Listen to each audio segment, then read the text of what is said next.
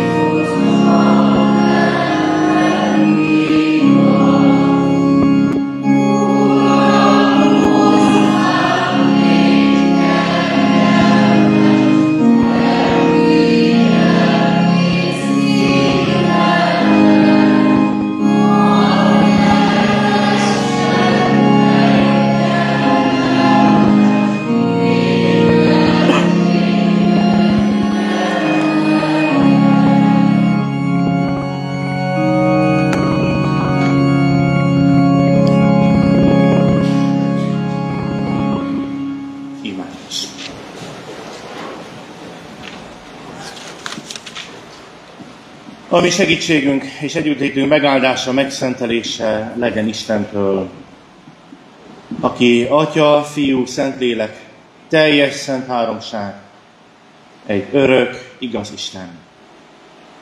Amen. Szeretett testvéreim, Isten szent igéjét közöttetek olvasom most a 4. Zsoltárból, Zsoltárok könyve 4. fejezetét. Hallgassuk meg, figyelemmel helyénket elfoglalva.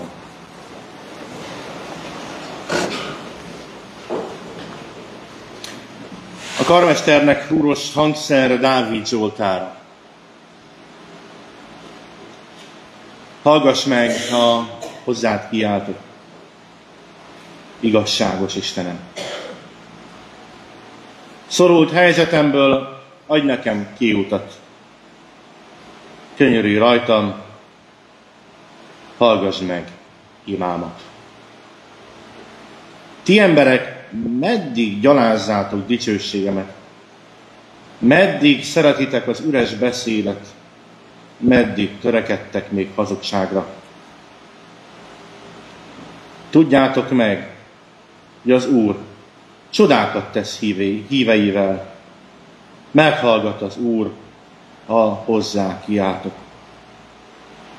Ha felindultok is, ne vétkezzetek. Gondolkozzatok el fekvőhelyeteken, és csillapodjatok le. Igaz áldozattal áldozzatok, és bízzatok az Úrban. Sokan mondják, bár jó napokat látnánk, és ránk ragyogna orcád világossága, Urunk. Nagyobb örömöt ad szívembe azokénál, akiknek bőven van búzájuk és boruk. Békében fekszem le, és el is alszom. Mert csak Te adod meg, Uram, hogy biztonságban élhessek. Békében fekszem le, és el is alszom. Mert csak Te adod meg, Uram, hogy biztonságban élhessek. Kegyelmes Istenünk, tegye áldottá az ő igéjét. Az ő beszéde lakozzon bennünk gazdagon, teremjünk sok és áldott gyümölcsöt az ő dicsőségére. Gyertek testvéreim, ezért imádkozzunk. Urunk, a hála van bennünk először is, hogy elvezettél bennünket ide. Nehéz hét után is. Hogy hát valójában tényleg Te tudod azt, hogy kinek milyen volt ez a hete. Én köszönjük, hogy eljöhetünk ide. Van egy hely, ahol a Te igéd szól, ahol Te szólsz hozzánk, Te meg is hallgatsz bennünket, és megfogalmazhatjuk imáinkat a csendben, és tudjuk, hogy Te a gondolatainkat is nagyon jól ismered. Köszönjük, hogy velünk voltál, és hálát adunk azokért, testvéreinkért, akik sikeresen vizsgáztak, azokért is, akik érettségiztek, és azokért is, akiknek esetleg nem sikerült, azokért is imádkozzunk. Te adj erőt, és add, hogy emelt fővel tudjanak tovább menni, és újra próbálkozni. Köszönjük, Urunk, hogy mellettük voltál akkor is, amikor koporsó mellett kellett megállni. Nem csak emberi szavakat hangoztattunk, hanem a Te igéd szólt, Te igéd bátorított, a Te szent lelked vigasztalt. Ezt kérjük most is, Urunk, hogy jöjj egészen közel hozzánk, és taníts meg bennünket arra, hogy akár az éjszaka is tanítsa bensőnket, az éjszaka is előre vezessen. Túl azon, hogy pihentet, nyugtat, békességet ad. Ámen. Foglaljatok helyet, testvérek! 362-es énekünket fogjuk énekelni. 362-es énekünk első és második versét énekeljük először, utána majd a 8-ast, de először az első és a másodikat. Énekeljük a második versnél.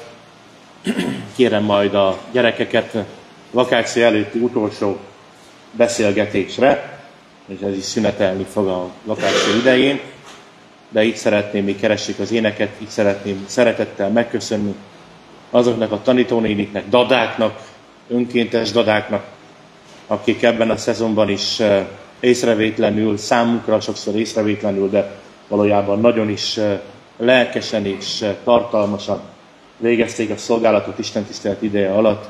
Jóisten áldja őket, és vezesse őket a vakáció idején is, és várjuk a szolgálatot ősztől ismét. 362-es énekünk első és második versét énekeljük. Mely igen jó az Úristen dicsérni.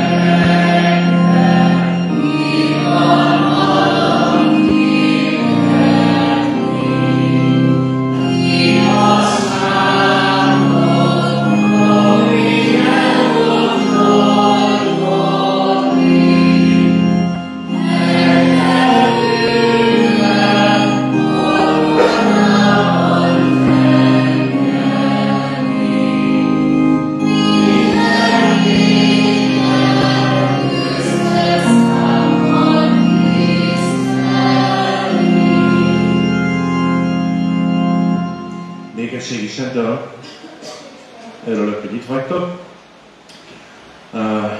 Biztos megvan a programotok a nyárra már. Most sok mindent gondoltok, hogy hogy fog telni a nyár.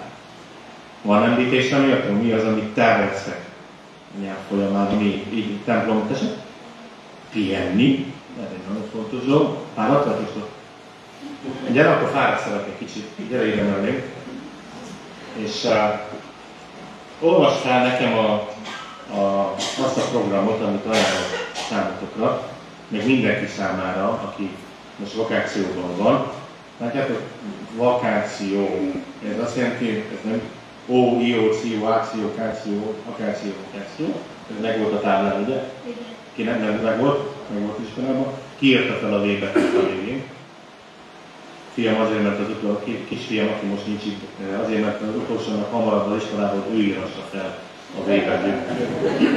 A pontot az íre Tamás tette fel. Gyere, lehet az olvasni? Ezt nem muszáj, ezt majd én olvasom. De a többit, mit jelent a V betű, mit jelent az A betű, a K, az A, a C, az I és az O. Jó? Fogd meg és olvasd meg. V. Vigyázz magadra a nyáron. A. Aludd ki magad. K. Kerüld a rosszat. Állj készen a jóra. C. Célod mindenek előtt Isten szeretetének továbbadása legyen, mert bárhol töltöd a nyarat. I. Imádkozz minden nap.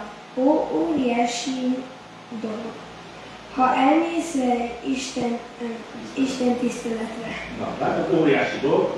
Azt jelenti, igen, szolgáljon a szünidő testi-lelki épülésetekre, ezt kívánom, de ezt az ót, ezt nagyon ajánlom a gyermekekben, mert óriási dolog, ha eljöttek Isten tiszteletre. Még akkor is, hogyha az ó aktuálisan nem pont így szól. Anya azt mondja, meg apa azt mondja, hogy menjünk el Isten tiszteletre, és meg azt mondjátok, hogy ó, már most is. Igen, most is, és nyáron is várom benneteket. Egy rossz éven van, a vakáció idején eljöztük Isten tiszteletre, nektek is végig kell hallgatni a hosszú prédikációkat. Nem mehettek hátra, ma csak szeptembertől, de lesz majd vakációs biblia hét is. Nem maradjatok el a templomtól, ha itt maradtok, várunk szeretettel. A programot odaadom nektek, hivatalosan, mindenkinek, hivatalos programot. Sőt, hogyha úgy gondoljátok, hogy valakinek kell ezt a programot továbbadni, akkor adok még jó, és ott rábízom, te vagy az osztályfelelős, akinek akarsz még valamilyen áldott adta hátul nektek is boldog vakációt. Mi pedig a 8. versével a megkezdett énekünknek az utolsó verszakával készüljük az ige hallgatására. Vallást tesznek minden emberek előtt, hogy Isten igaz minden fölött.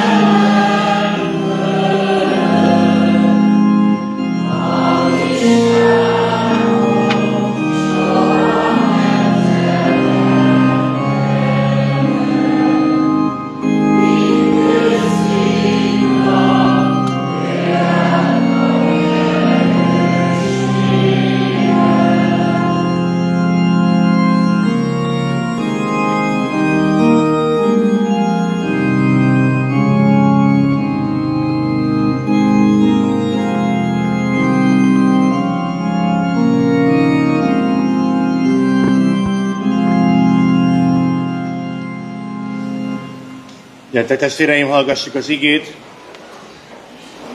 Ugye amiképpen írva található az az előbb hallott ige szakaszban. Zsoltárok könyve 4. fejezetének utolsó versét olvasom újra. Hallgassuk figyelemmel. Békében fekszem le és el is alszom, mert csak te adod meg, Uram, hogy biztonságban élhessek. Békében fekszem le és el is alszom, mert csak te adod meg, Uram, hogy biztonságban élhessek. Amen. Foglaljatok helyet, testvéreim, és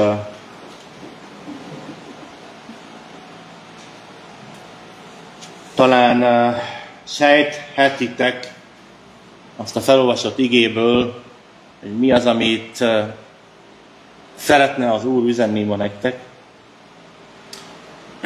Vannak hozzám közel álló emberek, és van hozzám még közelebb álló ember, aki tudja azt, hogy este nem úgy búcsúztunk el, hogy ez az ige lesz. A felolvasott ige, az Isten sokszor megerősít abban, azon az úton, amit elkezdek, és sokszor változtat az én terveimen, és ez így van jó a készülés rendjén is. Az éjszakáról szeretnék egy kicsit beszélgetni. Ha a Zámbó Jimmy sem szeretném felvezetni, akkor elkezdeném áriázni az átvirasztott éjszakák kezdeti éneket, de azt hiszem, hogy mindenki jobban jár, hogyha én ezt nem fogom megtenni. Milyenek az éjszakáink? Milyenek az éjszakáink? Mi történik éjszaka Isten és ember között? Leginkább ez érdekel bennünket. Valaki azt mondaná, főleg orvosok, de életmód tanácsadók, hogy éjszaka aludni kell. 10 után lefeküdni és aludni. Jelzem, én még nem emlékszem arra életem folyamán, és ez rossz példa most, mikor feküdtem le, akár 12 előtt is, de ez az én nagyon-nagyon rossz példám, és ellenpéldám. Úgy vagyunk vele, hogy gyerekkorban nem akarunk lefeküdni, nem hogy nappal, ugye délben, hanem éjszaka se, mert a TikTok fogva tart, és eljön az időszak, amikor úgy aludnánk, de nem tudunk.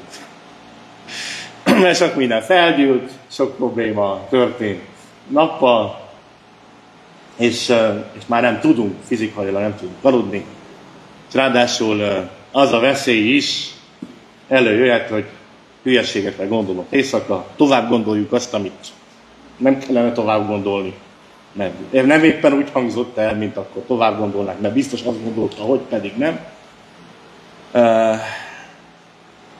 Mi legyen az éjszakáinkkal? Hogyan tanácsol bennünket Isten éjszaka, és hogyan ad békességet Isten éjszaka? ezt jó nekünk átgondolni, és jó nekünk gyakorolni is. Ugye szoktam azt mondani, hogy éjszaka ne a bárányokat számolt, hanem beszélgess a pásztorral, ezért énekeltük a 23. Zsoltárt rögtön az elején el, mert az Úr az én pásztorom. És rengeteg olyan Zsoltár van, ami biztos vagyok benne, hogy éjszaka keletkezett, éjszaka írta a Zsoltáros, mert beszél ezekről az átvirasztott éjszakákról, szól ezekről a panaszosan, ezekről az átvirasztott éjszakákról nagyon-nagyon sok Zsoltár, és ezek közül a 4. választottam ki, de több Zsoltárt is megemlítünk. Több, mint altató tehát a mai lélekszervizünk. Szeretném, hogyha valóban nyugalmat kapnánk. Először azt vizsgáljuk meg a felolvasott ige által és a Zsoltárok könyve üzenetei által, hogy hogyan jelenik meg Isten hiánya az éjszakában. Szomorúság és a bánat ide nagyon sokszor az éjszaka. Aztán nézzük meg azt is, hogy mekkora lehetőség Isten jelenléte az éjszakában, amikor találkozhatunk vele. Egészen közel van hozzá. És végül pedig beszéljünk Isten munkájáról az éjszakában. Isten dolgozik közben.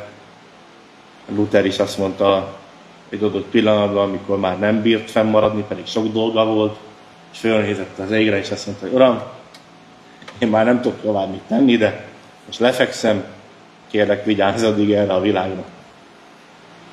Jó ebben így bízni, és jó ebben így bizakodni. Nézzük meg, hogy Isten hiánya, vagy az a hiányérzet, amit nagyon sokszor megtapasztal az ember, hogy lehet mégis a javunkra? Hogyan alakulhat mégis a javunkra? A szomorúság és a bánat ideje hogyan jelenkezhet úgy, mint egy esély az Istennel való találkozásra? De nagyon sok minden érhet bennünket, amikor ameddig ilyen érzésekhez kerülünk, ilyen érzések fognak át bennünket, ugye hát ott van a szomorúság, depresszió, erre nagyon sokat beszélnek, akkor ott van a gúny, amikor egy-egy szó megakad bennünk, sokszor pont mi vagyunk azok, akik ezeket a szavakat elmondjuk, és nagyon jó odafigyelni arra, hogy mit beszélünk, és ilyenkor bezzeg észreveszik, mikor mások mondják, mi mondjuk akkor nehezebb, akár ezeket is éjszaka át lehet gondolni, de megmondom majd, hogy mikor. Aztán aggódunk, szülő, nem lenne szülő, hogyha nem érné útval ez az érzés éjszaka. Jaj, főleg elmegy távolba, ugye? Esik az eső, vihar van, de én fiam, lányom meg sátortáborban van, akkor én se alszom. Aztán nagyon sokszor meg vagyunk zavarodva, és ez most nem a szó pszichés értelme csupán, csak azért, mert megkavar az élet. Nagyon-nagyon bonyolult az élet. Senki nem kételkedik felől. Mindenki számára. Az edzettek számára és a kevésbé edzettek számára is. És akkor éjszaka az is előfordul, hogy kételkedünk. Uram, vagy te egyáltalán? Hogyha létezel, hogyha hallasz, hogyha látsz, még egy dalt tudnék ide hozni. Hát akkor mi van? Mi történik? Miért hagyott el? Miért történt ez velem? Miért halt meg? Miért lett beteg? Miért ez a diagnózis? És akkor kételkedünk abban, hogy Isten valóban jót akar nekem, valóban szeret. Aztán merre tovább? Kiúttalanság. Ugye?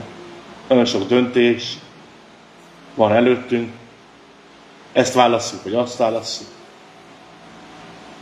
És mind a 3, 4, 5, 6 választási lehetőség rosszabbnál rosszabbnak tűnik. Nem tudjuk, hogy mi vár ránk. A Zsoltár nagyszerű lehetőség arra, hogy ilyenkor olvassuk. Én emlékszem olyan időszakomra az életemre, amikor végigolvastam a Zsoltárok könyvét, az Ige-sziget azon pontján olvastuk nagyon sok Zsoltárt, amikor tényleg kiúttalan volt az életünk, és nagyon sokszor nem tudtuk a megoldást, és annyira jól esik mindig nekem a Zsoltárok könyvének az őszintesége. Nem olyan jó fésült, mint amilyenek mi vagyunk is. Meg kell mondjam, megint jól néztek ki. Most is nagyon jól néztek, nagyon szépek vagytok. De a Zsoltárok könyve nem mindig ilyen szép. Tudjátok miért? Azért, mert a Zsoltárok könyve nagyon sokszor a mélyből tör fel. És szinte átkozódik a Zsoltáros. Benne van nagyon sok rossz gondolat, nagyon sok neheztelés, ellenség, hibáztatás, önmagam hibáztatása. És olyan jó, hogy elénk adja az Úr a Zsoltárok könyvét, és azt mondja, hogy ne, nézd meg, nem hasonló a te élethelyzeted is. Nem feltétlenül mintának adja ide, hanem azért, hogy láss azt, hogy Isten mennyire őszinte, és mennyire őszintén együtt tud érezni vele. Mert valójában lehet, hogy azt mondod, hogy hát Isten hiányára hogy lehet vigasztalás az, hogy egy őszinte Zsoltárt ad a kezünkbe? Hát miért nem jelenik meg, hogyha Isten hiánya okoz gondot? Miért nem jelenik meg? Miért nem most azonnal jelenik meg? És már az egyik magyarázat az, hogy testvérek, bűnnel terhelt világban élünk. Mi is terhelve vagyunk a bűnnel és a következményeivel. És a körülöttünk lévő világ is terhelve van a bűnnel és a következményeivel. Nincs olyan ember, akinek ne legyen úgymond vaj a fülen. Nincs. Bűnnel terhelt világ.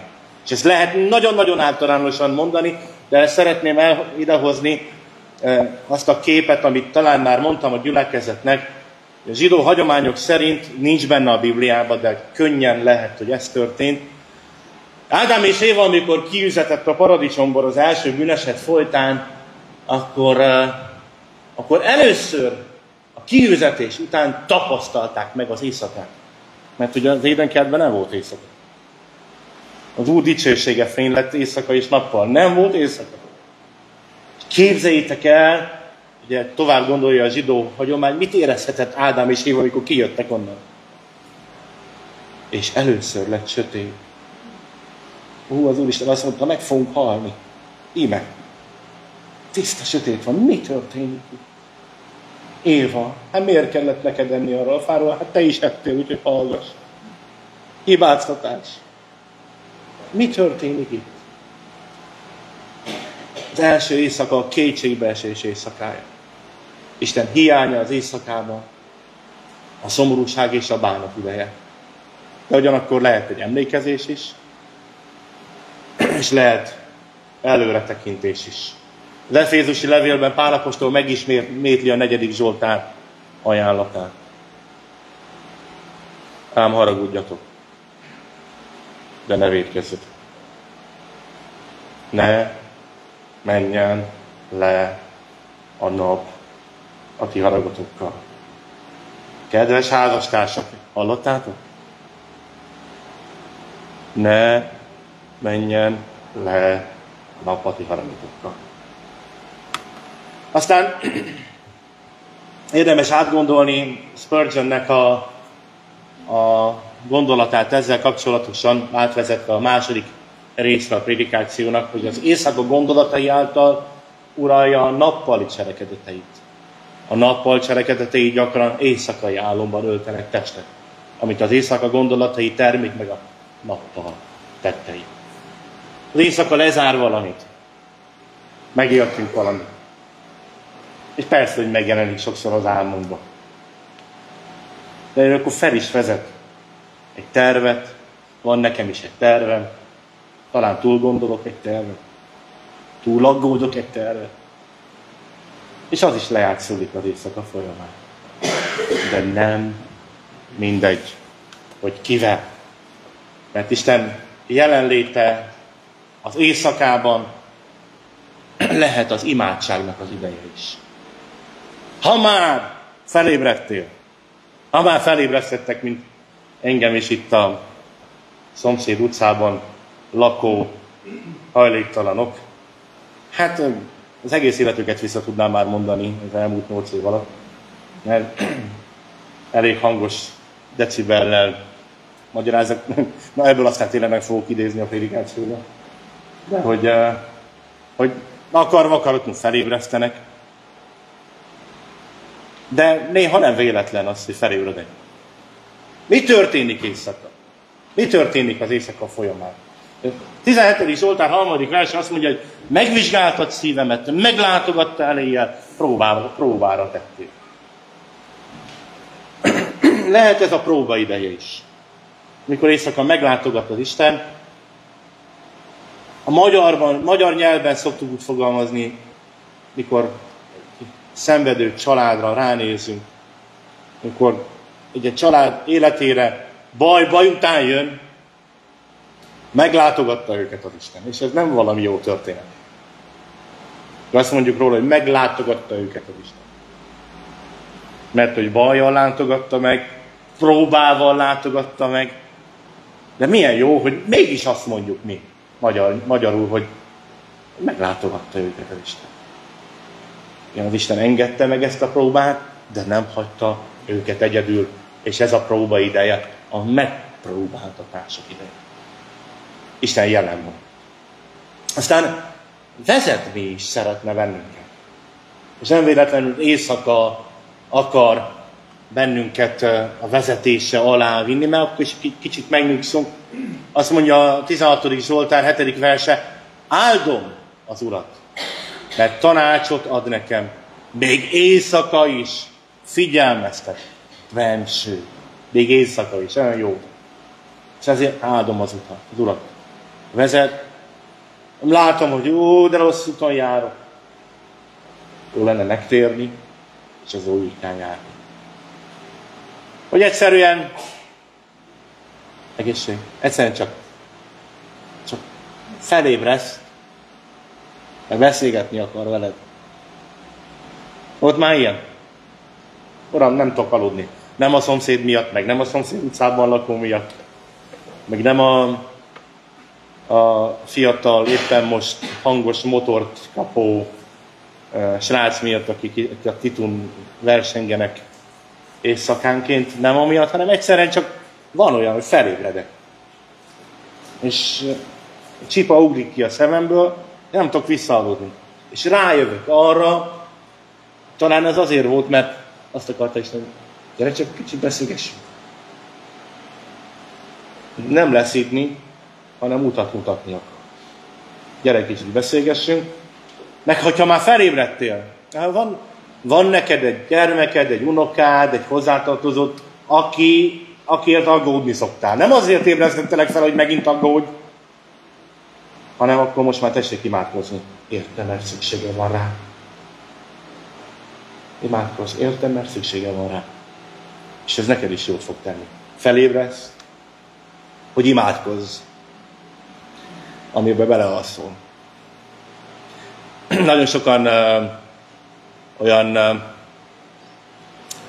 bánkódva és lelkiismeret fordulással mondják el nekem, hogy tiszteletes úr, bele szoktam aludni az imádságba. És akkor mondom, nagyszerű, hát ennél jobb dologba bele se lehet aludni, mint az imádság. Nem tudtam végigmondani, mert szinte mint a hulla beállultam az ágyba. Nem baj, de legalább imádkozva aludtál el, és ez csodálatos dolog. Imádkozz, amivel vele lehet aludni is. És a legjobb alvás, a legmélyebb alvás, úgy gondolom, hogy ez. Mi történik éjszaka? Ugyancsak Spurgeon mondja, a bölcsember többet lát csukott szemmel az éjszakában, mint a bolond nyitott szemmel napközben. Micsoda lehetőség. Isten jelenlétében éjszaka. Csukott szemmel. Meglátni a láthatatlant, és rábízni az életemet. És az utolsó, Isten munkálkodik az éjszakában. Nagyon sok mindent érdemes átgondolni. Az álom közben is. De mondtam azt, hogy néha szoktam mondani vicceket ilyenkor, hogy bírjuk ki a végéig, és itt felrázza a gyülekezetet. Talán ismerik a történetet, amikor az öreg székely elalszik, és hát azt álmodja, hogy kinyitja a hűtőt, és hatalmas nagy fazék finom töltött káposztát, bocsánat az evés előtt állótól töltött káposztát talál, hidegen a hűtőben.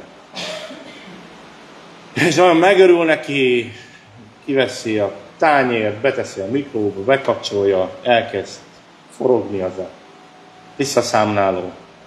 Kiveszi, letenni az asztalra, bevágja a könyökét az ágynak a szélébe, felébred, sóhajtva mondja, ettem volna meg hidegen.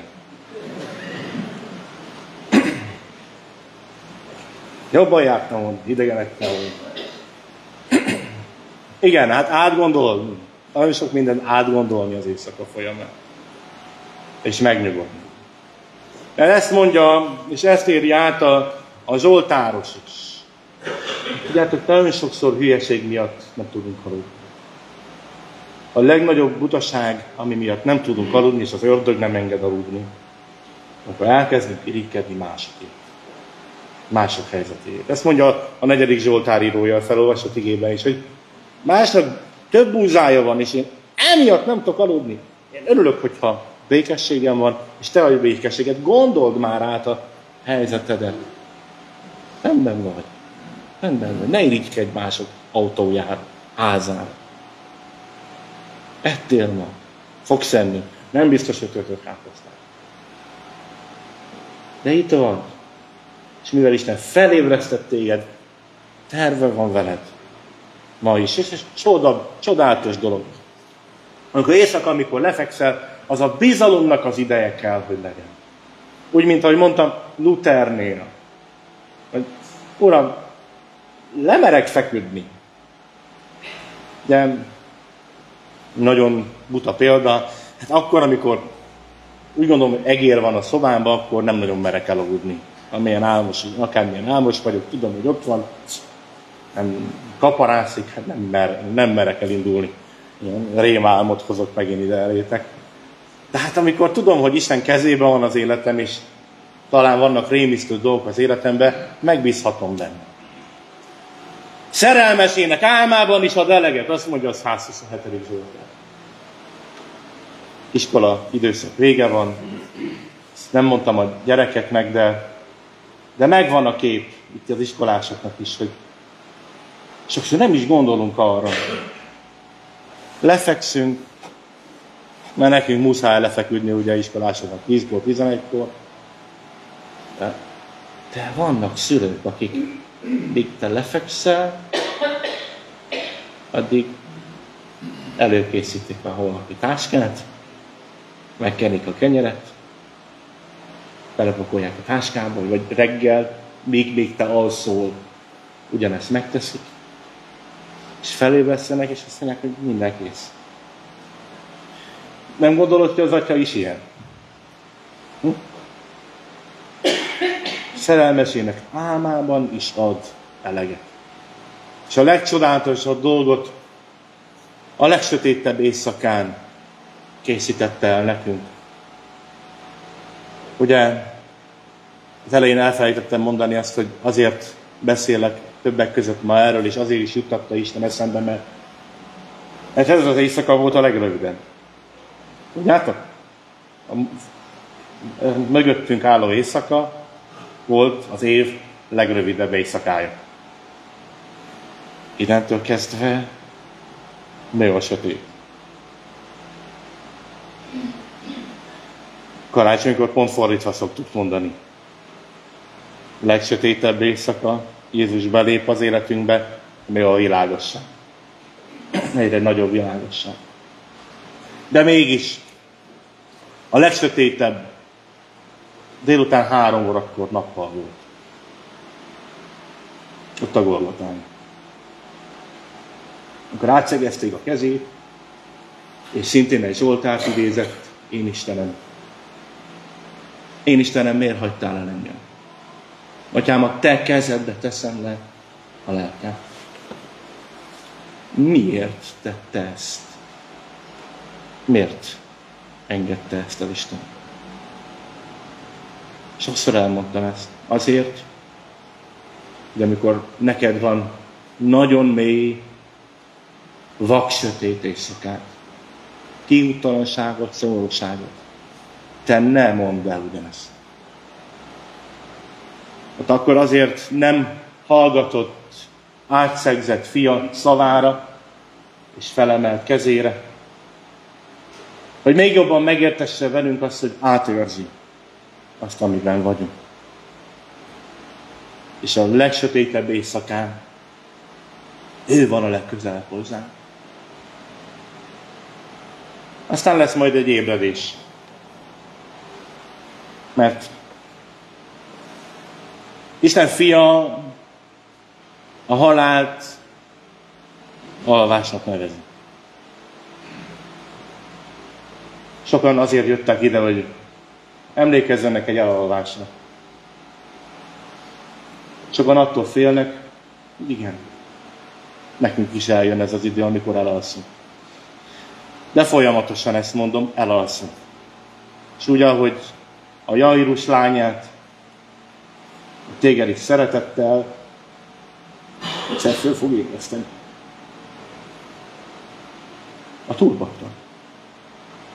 Ahol minden világos lesz, amikor aztán tényleg minden kérdésre választ kapunk, sok mindenre addig nem, de addig azt akarja,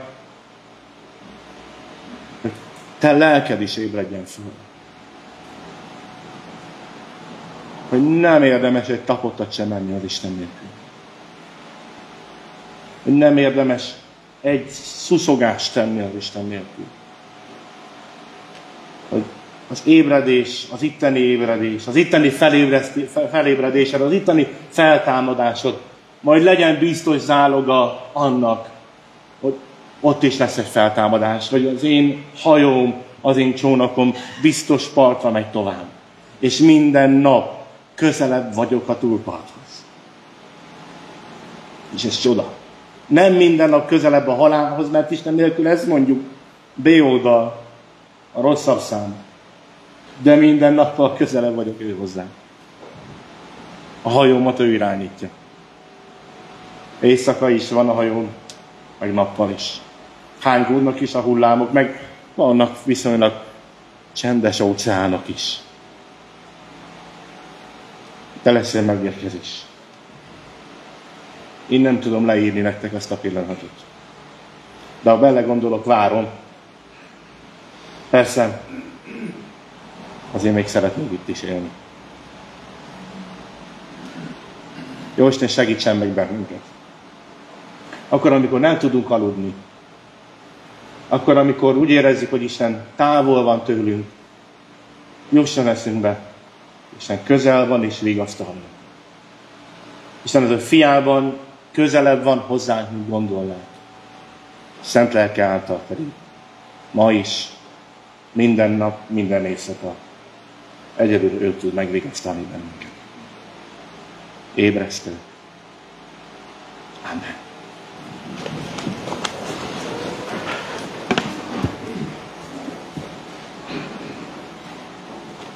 Dicsőséges Urunk! Köszönjük, hogy velünk vagy az éjszakáinkban. És köszönjük, hogy ébresztesz bennünket, amikor lelki sötétségben vagyunk. Mert sokszor a bűnös világ hatással van ránk, Urunk. És hatékony tud lenni az életünkben. Elkapjuk. Elkapjuk az irítségnek a ragályát, a gyűlölködésnek a ragályát, a pletykasságnak a ragályos betegségét.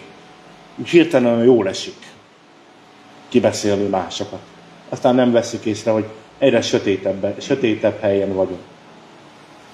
És egyre inkább rémisztő a sötét. Eleinte szórakoztatónak tűnik. Kérünk, ébresz fel időben bennünket, míg valóban a mélységben nem zuhanunk. De köszönjük, Urunk, hogy nincs olyan mélység, amiből Te ne tudnál bennünket kiemelni. Nincs olyan éjszaka, ahol ne tudnál oda ülni mellénk, és oda állni mellénk. Kérünk, áldj meg minket. A Te áldásodért jöttünk. Nem tudjuk, hogy mélységekben vagy magasságban van most egyes emberek életek, itt vannak, vagy akár hallgatják az interneten keresztül. De biztosítsd őket, biztosítsd bennünket a Te jelenlétedben. Áld meg a nyarunkat. Add, hogy ne vakáció legyen úgy, hogy tőled távol kerülünk, és téged szüneteltetünk, hanem adunk, hogy legyen pihentető, ugyanakkor feltöltő ez az időszak, felkészítő, egy csendes időszak, egy nyári este, egy séta, vagy egy elalvás előtti időszak, amikor esetleg te nem engedsz elaludni. Adjunk levegőt, a te szent lelkedet. Azt tudjuk beszívni az életünkbe, és az éltessen bennünket, amikor vigasztalt. Kérjük, vigasztald a gyászolókat, akik úgy jöttek ide, hogy elmúlt héten elvesztették szerettüket. Imádkozunk értük, imádkozunk az emlékezőkért. Csak add azt a hitet a szívükbe, hogy nincs itt vége az életnek. Nem ennyi a vége. Hanem amíg itt vagyunk, addig velünk vagy, de igazán a túlparton vársz bennünket. És ha bár te határozod meg az idejét annak, hogy mikor érjük el a túlpartot, vágyunk ott lenni, de vágyunk arra is, hogy itt is a te jelenlétet szentelje életünket. Ámen. Csendben vigyük kéréseinket az Isten elé.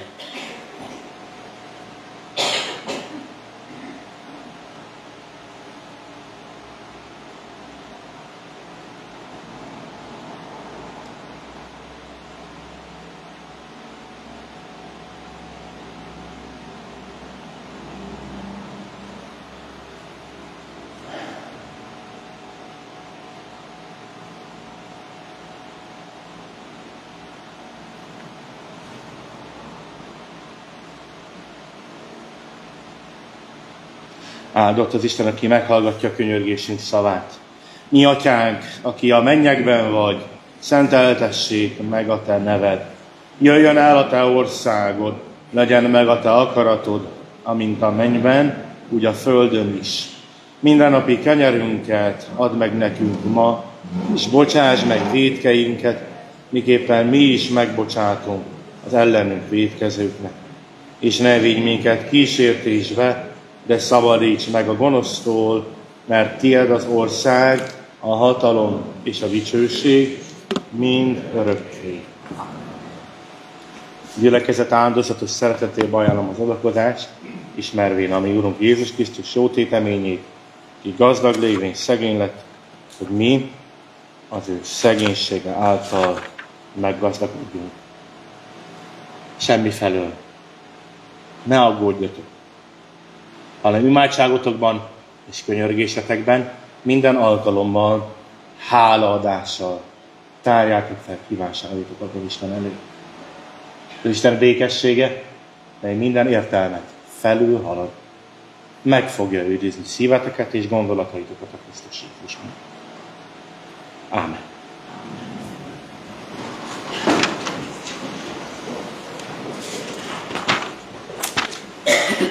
Kedves testvéreim, szomorúan hirdetem, de keresve a igazt Istenben, hogy az elmúlt héten kétszer is temetésre került sor a gyülekezetben, a virasztói istentiszteleteken tudtam ott lenni mind a két esetben, de a szolgálatot elvégezték szolgatársaim. Kétszer is megálltunk Koporsó mellett. 17-én kísérték utolsó útjára Benedek Árpád 57 esztendőt ért testvérünket, és 20-án pedig idősebb Rácz Sándor 68 esztendőt élt testvérünket. Jóisten adjon erőt és vigaszt az itt maradóknak, és adjon az Isten vezetést az ő életükben, az ő szent lelke, Isten szent lelke által.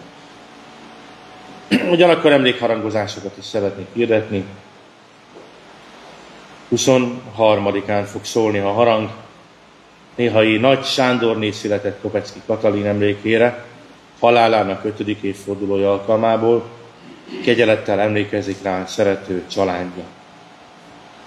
Ma 3 ízben is szól a harang. Szülőkért szól a harang néha idősebb Csorvási Mihály emlékére, halálának 19. évfordulója alkalmából, és Felesége, néha idősebb Csorvási Mihályné született Turi Katalin emlékére halálának 24. évfordulója alkalmából kegyelettel emlékezik rájuk szerető családjuk. Ugyancsak ma szól a harang, néha idősebb Szilágyi Sándor emlékére halálának 32. évfordulója alkalmából kegyelettel emlékezik rá szerető családja. Ugyancsak ma szól a harang, néhai Bandula Ilona emlékére halálának 24. évfordulója alkalmából kegyelettel emlékezik rá szerető családja. Ez a harang is szóljon emlékükre, és énekeljük a jól ismert énekünket, most a 420-at, a dallamot jól ismerjük vigasztalásképpen.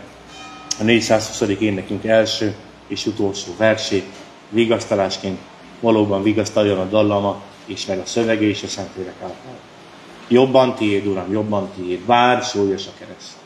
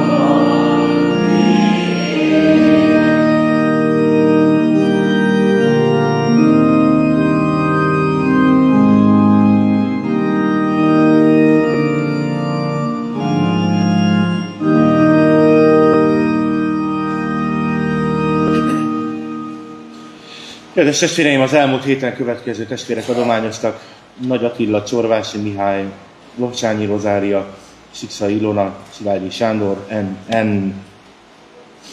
Kedves testvéreim, néhány dolgot szeretnék hirdetni. Nagyjából a nyári időszakra több minden, nem minden, de több minden szünetelni fog a gyülekezetünkben. Ilyen lesz a felnőtt biblióra, aminek a záró momentum a csütörtökön 18 órától lesz a parókiánknak az udvarán. Várunk szeretettel mindenkit erre a záró alkalomra, és aztán majd ősszel újból a biblióórákra, csütörtökön 6 órától várok szeretettel mindenkit. Hát egy kis kalória többletre, testi értelemre, szalonnasütéssel párosul, is ilyen időszak. Ha már töltött káposztáról volt szó, legyen egy kicsit szalonnával is, de csütörtökön lesz.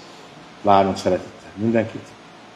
Aztán holnap a Nőszövetség tagjait is várjuk csigázni, megint éppen ugye. De hát sok olyan feladat van, ami ezt a munkát is sürgeti, de nézzük a jó oldalát, egy lehetőség a találkozásra. Nagyon szeretem nőszövetségi közösséget is. Örülök annak, hogy hétfőn megérkezhetek hozzájuk, beszélgethetünk egy kicsit. Az igéről is, egymás között is beszélgetnek. Bátorítok mindenkit, hogy csatlakozzon ehhez a nagyon jó csapathoz, és jöjjenek holnap 2-re, akkor is, hogyha először jönnek. Járhat a kezük is, néha a szájuk is, de leginkább a fülük legyen nyitva, akkor, amikor az ige szól, és akkor minden rendben lesz, várunk szeretettel. Ami még nem fog szünetelni a nyár idején, az az ifjúsági bibliaóra. Az ifjakat a megfelelő helyen fogom értesíteni. Például a most konfirmáltakat arról, hogy lassan megérkeznek a fényképek a konfirmálás volták, hiszem jövő héten át is vehetik, de azt is majd megírom. De a bibliaórán is például ez egy nagyon jó lehetőség lehet arra, hogy átvegyük. Figyeljék tehát azt, hogy mikor van a bibliaóra. Például ma délután 5 órakor Szike istentisztelet, ifjúsági istentisztelet, ez Kakszent Mártonban, a Levendulásban.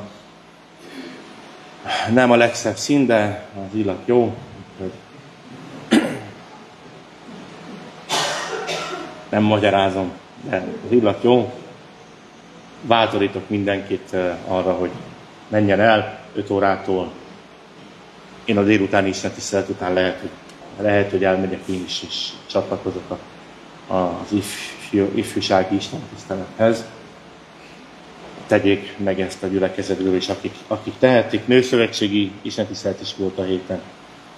Az ifjakat, meg a régebbi ifjakat ma is várják erre az alkalomra.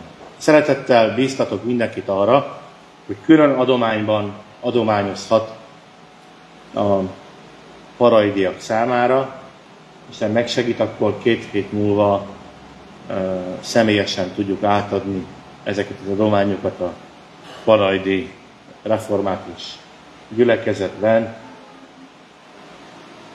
Bajer Zsolt megelőzött bennünket, ő is ott volt pár héttel ezelőtt, de mi is oda fogunk menni, és ott adjuk át majd a célzott adományokat, az odairányított adományokat.